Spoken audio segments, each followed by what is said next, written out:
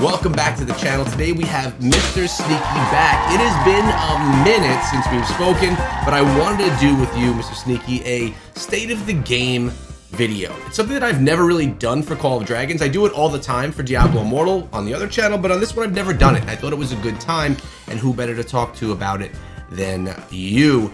Also, I want to talk a little bit about our YouTube channels. You've been creating content for Call of Dragons now for, I don't know, a while, and I want to see if it's kind of turned out the way that you expected. So we're going to start off with State of the Game, but first, how you doing, man? Thanks for coming through the channel today. Yeah, man, I'm doing good. It's, like I said, it's been a while since we've done a collaboration. We've been going through the Call of Dragons journey together, and I've been giving you tips and information to help you get along through your journey of it. So yeah, man, it's been great. How have you been? I've been good. I've been busy. Things are good. No complaints, man. No complaints. I have some travels coming up, but I don't like to tell anyone on YouTube when or where, because you never know how crazy things could get. So how have you been with Call of Dragons? We have a new season that just dropped. We have pets that dropped into the game, new competitive events inside of the game. This is going to be just kind of a, how are you feeling about Call of Dragons? So let's start with some of the new features for the new season. What's maybe your favorite feature that dropped, and why do you like it? To be fair, I like war pets. Obviously, I love the war pet feature. I'm going to say, obviously, it's not the best. Obviously, I think anyone who's honest with themselves can say it's not the best, but the direction of that mechanic and system I love. I love the fact that you can capture these war pets and basically create different skill setups and, you know, train them up, and hopefully in the future, maybe when you are feeding them and, you know, they increase their levels, you get extra bonuses or something extra happens, which would be really cool. But yeah, I really do love the war pet system. The war pet system is like arguably my favorite thing right now in the season. Just needs, obviously, like I say, a little bit of refinement on like maybe like the capture rates or like the amount of warrants you have. You know, there's quite a lot of complaints, which I'm all for. You know, I'm not the one that people think, you know, I'm 100% for the game. Obviously, it needs to be refined, otherwise, you know, it's not going to make a great game. I agree. Something though about that, a lot of times games will bring in new features, and often they need that time for refinement. A lot of times with many different games and genres, you get a feature come and, you know, it kind of sucks in the beginning, and they have to fix it up, and then it turns into and develops into something that is, you know, more intended. But here, I got a difficult question for you. The war pet feature. Do you think this was added to the game because they wanted to do something unique? It's not in any other kingdom builders and it's just something new? Or do you think it's a way for you to have to grind more to progress, more opportunities for them to add monetization to the game? How free-to-play friendly is it? All of that type of discussion. Like, what was the reason it was dropped? Was it just to add another cool feature? I think it's a mixture of everything. A lot of what I like about games, like my favorite games, and like a lot of games where like even like older players who don't only just play mobile games will probably understand where I'm going to come from. Whereas like you play stuff like World of Warcraft, for example, or, you know, maybe Path to Exile, Diablo 3 on the original, even Diablo Immortal, right? I'm guessing in some regards to it, the grind that is in those style of games. We don't mind grinding, which is cool for stats that, you know, make an impact, but it needs to be like a fun grind. And I think that's what War Pets does really well. Yeah, it is going to be a long-term grind, and maybe it's going to take a while for people to get everything they want how they need it to be. And I think from a free-to-play, you know, perspective, that's pretty fair and pretty good. Yeah, it still needs refined, where I say like it needs warrants. I think the amount of pets you need to be able to capture for the system to sustain itself, you need more warrants. I just think you need more warrants, especially if they're adding that player-to-player trading market system in later down the line. It just makes more sense, because RuneScape, you know, I don't know if Diablo Immortal has you know, internal trading, but like games like say like RuneScape or World of Warcraft, Lost Ark, all these like big names people kind of like refer to, kind of like PC MMO style games. The trading system works itself out. You know, if a skill's bad, guess what? It doesn't get sold and it's really, really cheap, right? But if there's a really lucrative one, it does become expensive. And that's really good because as a free-to-play player, I could potentially capture a pet with a really lucrative skill, sell it on that player-to-player market, and get the skills I actually, care for on my war pet. So I think the system is designed for like that type of play style, that type of being able to grind long term, gain stats that obviously matter, and it's fun. Because at the end of the day, you want fun in a game, right? I moved away from Rise of Kingdoms personally because it's like the formation system, the armament system, it's all the exact same, where you're just rolling a chest for boring dead stats. There's no interactivity involved, right? So I think War Pets is a new direction on that. It's allowing you to engage in gameplay and be rewarded with stats, which is like, I think, the best of both worlds, which you want in a game to make it fun. So I enjoy it, as you can see, quite in depth. No, you enjoy that. That's why I have you here, man. You like to talk about the in-depth, and I appreciate it. So regarding trading in Diablo Immortal, because that's the game that I probably frequent the most, if I'm being honest, there's some things you can sell on the market, regular gems and legendary gems. The issue with Diablo Immortal, and if I compare it to another game that I know best, Clash of Clans, in Diablo Immortal, if you're a free-to-play player, you will never be able to grind your gems up to max level to compete without paying money. And by the way, I have met recently some whales inside of the game that have spent over $200,000 on one account. So people that complained about like kingdom builders and how much money you could spend, let me introduce you to Diablo Immortal. Yeah. That's the top of, like the most insane, but it's crazy that you could spend that much inside of the game. But comparing it to Clash of Clans, before I stopped playing, which was about, a year ago or so, I was max level and I barely bought anything from the shop. So you have the ability in Clash to get yourself to those max levels without paying. It just takes time. Where do you think War Pets fit in here? Is there a hard wall in place so that you will never be able to get the war pet you want where you want it without paying, or can you potentially get it there for free without it taking like 10 years? Good question, honestly. The way the system is right now, personally, it's going to take forever, like literally like another lifetime, it feels, because the way I like to explain it, and maybe the editor would be really good right now, imagine an upside down triangle. That's how it feels like when you're playing War Pets, because you start, instead of at the bottom, where in a game you're at the bottom of a pyramid and you're funneling up to a point where you have, your specialization. So, you might be playing Diablo Immortal, you pick Mage and you're at the bottom of Mage, you're at the bottom of the pyramid. And you start ranking up and then you start playing like the Lightning Serpent build. And as you're leveling up, your what you need starts to go that way, right? And it's really easy to understand the progression on it. But when you look at War Pets, it's like, when you're capturing War Pets, it's opposite. It's like you start at this base pyramid, but it's flipped upside down. So like you have all the variety of all the pets you want. You've got all these skills that you need, but then you capture a War Pet and guess what? It shrinks.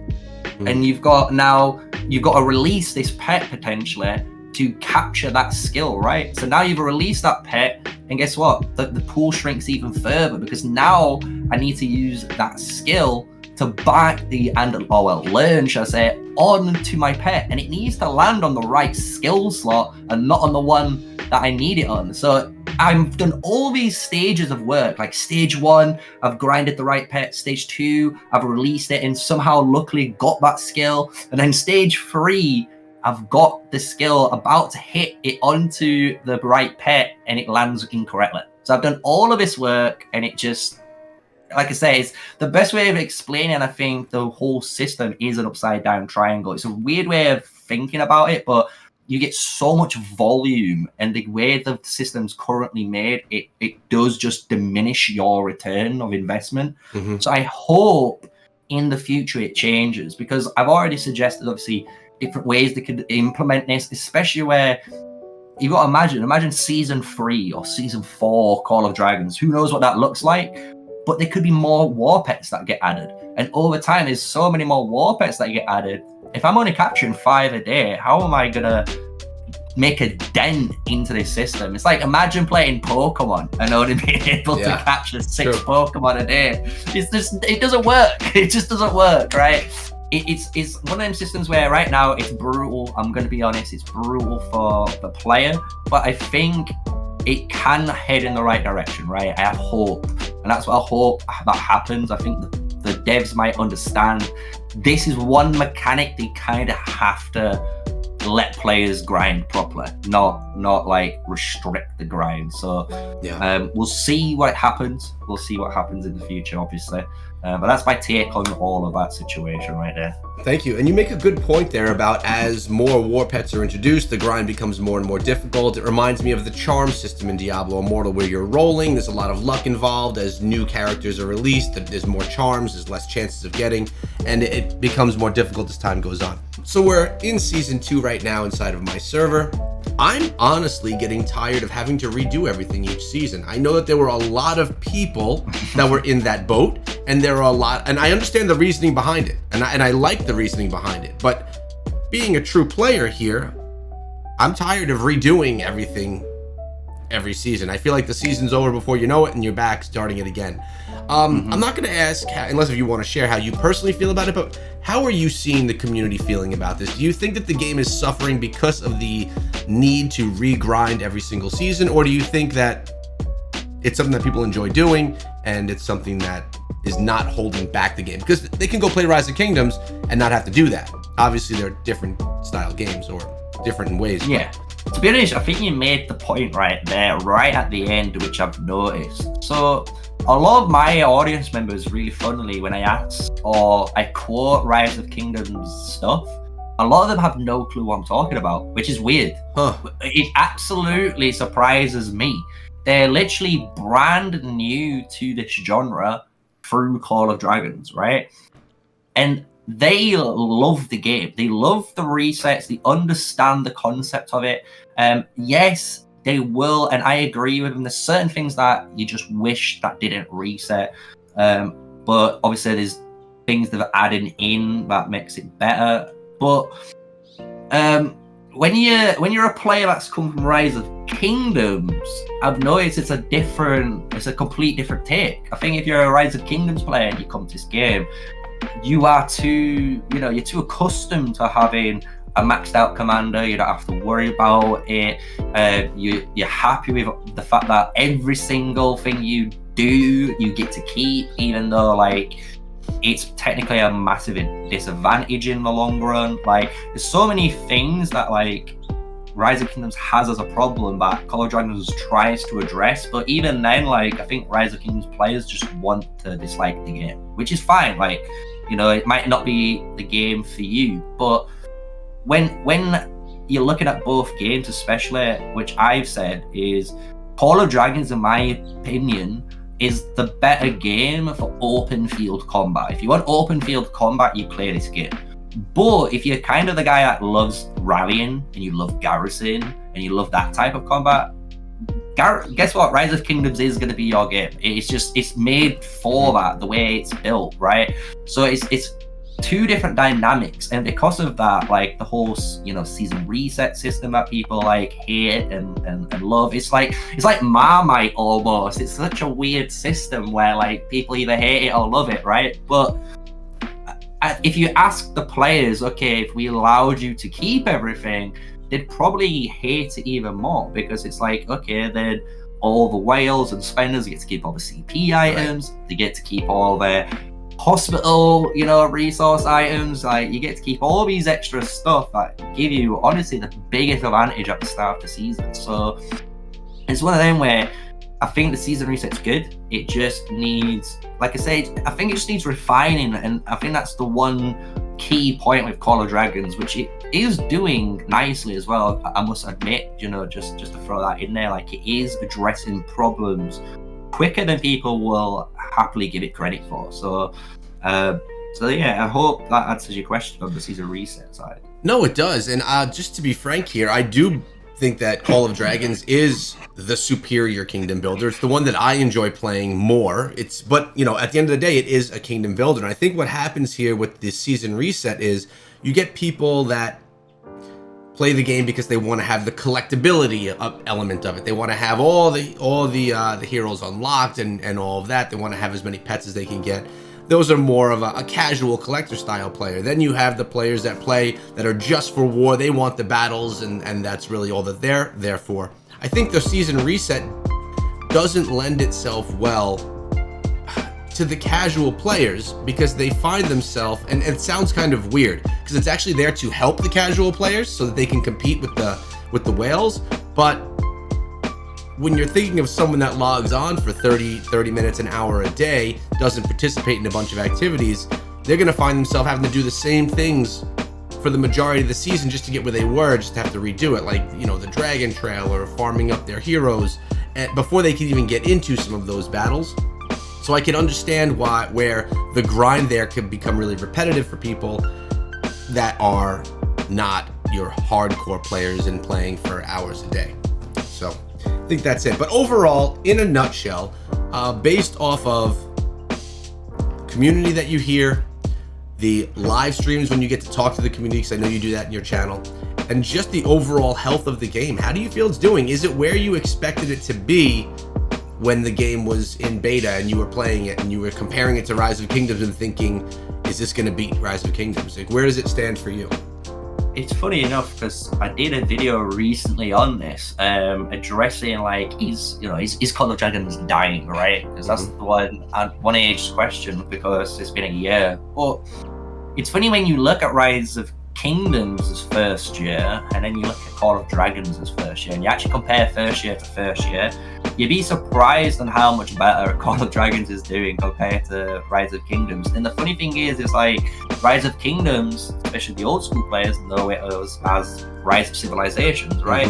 Yeah. And Rise of Civilizations didn't have everything. And I don't know if, and everyone absolutely adores Rise of Kingdoms right now, but I'm going to burst their bubble and be the hater. But Rise of Civilization didn't have anything, guys. It was literally, you was in your kingdom. There was no KVKs, there was no arc, there was no events, there were hardly no heroes. Like, it was, and do you know what's even more crazier, and this is how old school you could call myself, there was no even open field combat, if you remember.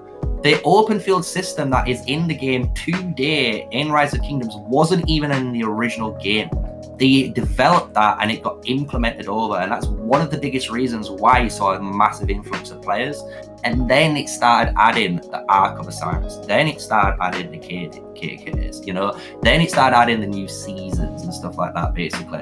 And the thing is, the rate they did it is a much slower rate than Call of Dragons. And that's the one thing a lot of players won't give, I think, this game credit where it's due. Like, the amount of content this game has been able to pump out within the first year has been way more than it has been in the Rise of Kingdoms game. And you've got to remember, these are separate studios. They're just separate studios. They're working independently on their own, right? They're doing their own thing at the end of the day.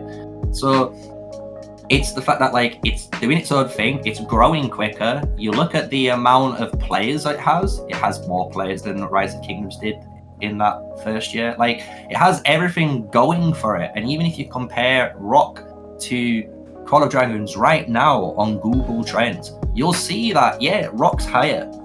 But Call of Dragons is only 10 points below it. It's not even that below, you know, for the amount of people searching about it, which is kind of crazy. So I think it's exactly where I expected it to be. It's in the early development stage. It's doing the exact same path, I think, that Rise of Kingdoms did.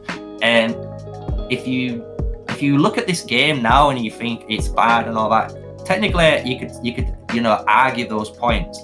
But I think it's a great game that is in development. Everyone needs to accept that it's in development still. And if you play it now, you will get the benefits. You're not going to be that player that in 2 years, 3 years down the line, when Call of Dragons is absolutely booming, you're playing the game and you're on chasing duty like you are on Rise of Kingdoms, right? Because that's what I think a lot of players has problems with, especially in Rise of Kingdoms, where you feel like you're always chasing in that game because it's just so developed right now.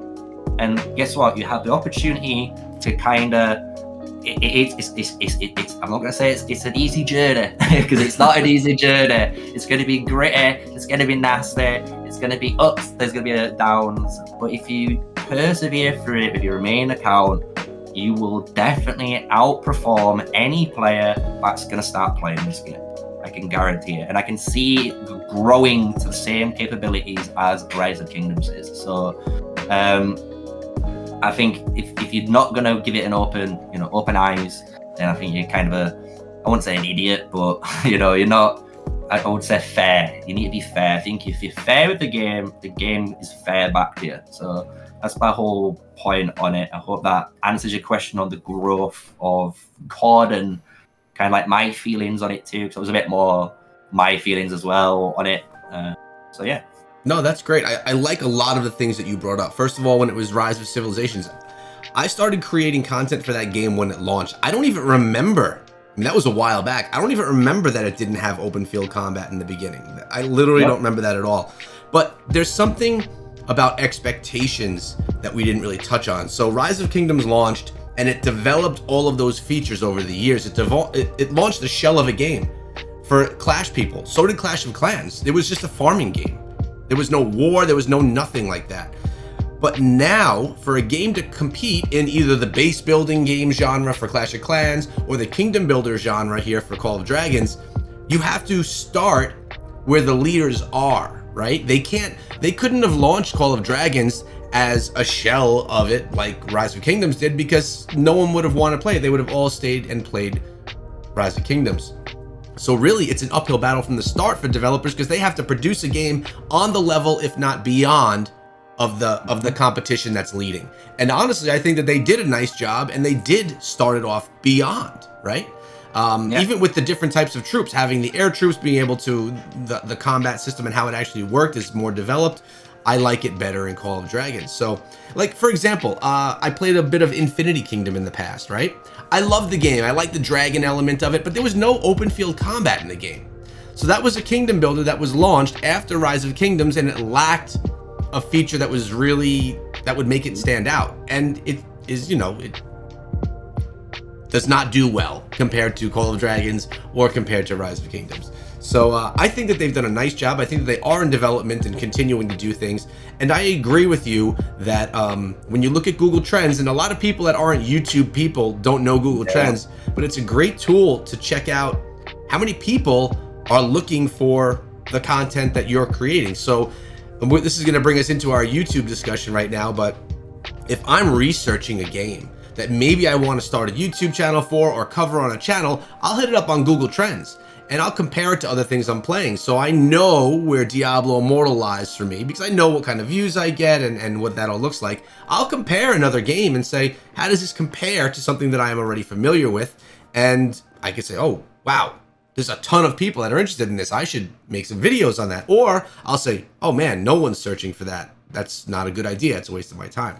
So having that discussion, and my little tip for everyone out there that's maybe thinking of being a content creator, how are you feeling? This is your first YouTube channel. For me, I'm an old dog, man. I've been doing this for a long time. This is a third or fourth channel over the years, and I just enjoy it. But this is your first journey. Your dream, being a full-time content creator, I'm not even sure if that was your dream, or if you're doing it for fun, but how has it gone so far? I know that you've met a lot of people along the way. You've met content creators. That's really fun. You get to have the discussions. I already know that the community is amazing and all of that stuff, because I know you're going to say all the positive stuff. But how has it been?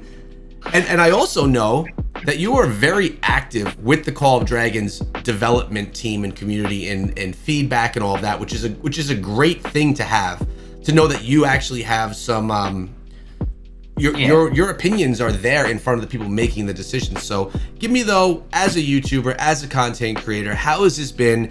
Are you where you want it to be? Are you beyond? Do you want, where do you want to be and where are you at? Yeah, so we'll do the YouTube side first, and that's the easiest. Break it down, right? Sure.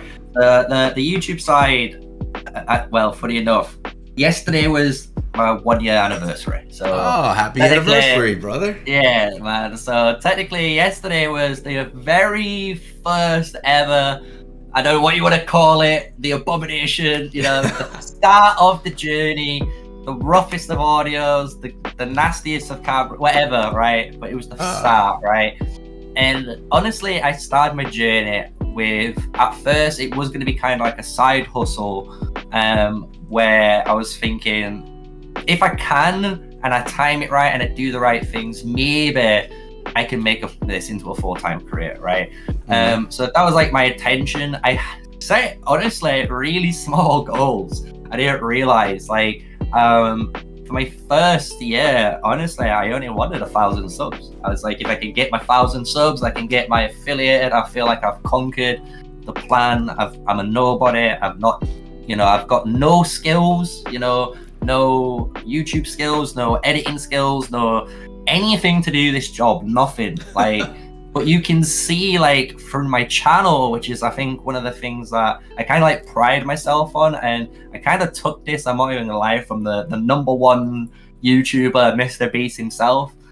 I left my journey on there because it was like, look, if you guys wanted to be a YouTube content creator, you can see that, look, you have to start somewhere, and if you want to, like, make it, you're gonna just keep grinding, and you're gonna keep grinding, because you will always find a way to make a video better and better, which I think I finally did with, like, my YouTube, like, journey. And when I found, like, the email came through to be, like, a Call of Dragons content creator, I was like, I jumped straight on it, right?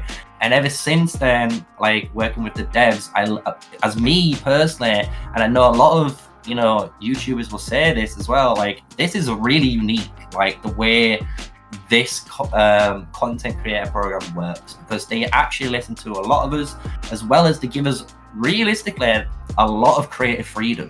Like, they just let us do our thing. They're like, do you know what? We don't know how Mr. Sneaky operates the best, but we're gonna let you do your thing, right? And they just let us do it, and they get on with it, which I honestly think is an amazing, like, trust between content creator and developer, right? And that kind of, like, moves into the next bit, because it's like, like you said, I did speak, and I do speak regularly to the devs. We are part of a special chat room where, like, me, Chisgo, there's a few others, like, which are nicknamed, like, scholars, but we're like players that are just basically that know the game in and out, basically, and they ask us questions, or if there's a new patch like there is right now, we talk in there, and they read all of our discussion, and they read all of our points, and they actually put these points to the game, right? And we obviously give them pros and cons, and it's, at the end of the day, it is up to them if they want to implement it or not, right? It is their game. But a lot of the time, they have been listening to the pros and cons, and they've always met us, realistically, what I'd say, in some sort of middle ground, which is really nice to see. So that side of things, when it comes to the content creation and the dev talk, and this whole journey, it's been amazing, honestly. Like I say, I've gone beyond where I expected to be. I didn't expect to hit where I'm at. I didn't expect to even, like, make content with yourself, or like with Shinji or Omni, or just anyone who I've made content with. I've just not been able, I just never expected this, so I've always been thankful for it. But yeah, it's unreal. Let's just say that it's unreal. Because I don't know how else to say it. I'm happy to see that you still have that fire, that passion for it, that drive, and that you're still in love with the game and still in love with the content creation portion of it, and that's really great. By the way, congratulations on your 1 year. 1 year done, man. Many more to go. And I do want to say, I've worked with Rise of Kingdoms and now Call of Dragons, and you nailed it when you talked about the creative freedom. There has never been a company, and I've been on YouTube for 7 years, there's never been a company that I worked with that had a creator program like them that gives that kind of freedom. There's always some type of overlying, we need to see your content before you put it out. We need to approve it. They give us complete freedom. And as long as we're, as long as we're doing what we're required to do, we're able to be part of the program, and it's really a positive thing. And it's something that really anyone that creates content and that puts the time in and invests in the game and makes the content could even apply for as well.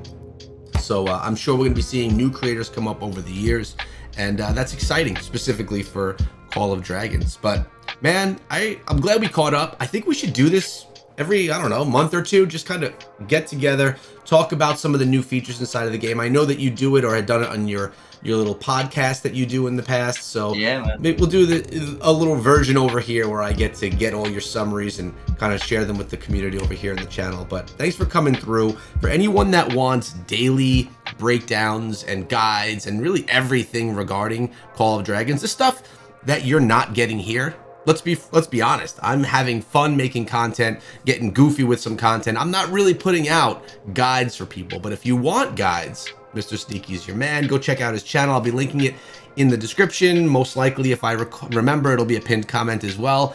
So any things you want to say before we get out of here? Honestly, it's been a blast. Like I say, if you want to do this every month or so, I'm happy to do this. I love, honestly, just having a nice talk and tell you the experience of the game, because like I say, and as you know, I'm pretty honest when it comes to my opinion and views on Call of Dragons. But yeah, no, honestly, thank you for having me on here. Thank you for all the support. Honestly, it's been a year. I need to thank everyone from the start to now, all of you that has hit the sub button, hit every like, gone through the journey, honestly, with me. You've all been an amazing honestly bunch of folk, and I couldn't obviously ask for a better community. So yeah, that's it for my end. Thank you for having me, man. There you go. I knew you were going to mention the community at some point, man. I knew it was going to get thrown in there. Hey, I hope you guys enjoyed the video and our take on the game right now. We'll see you guys in the next one.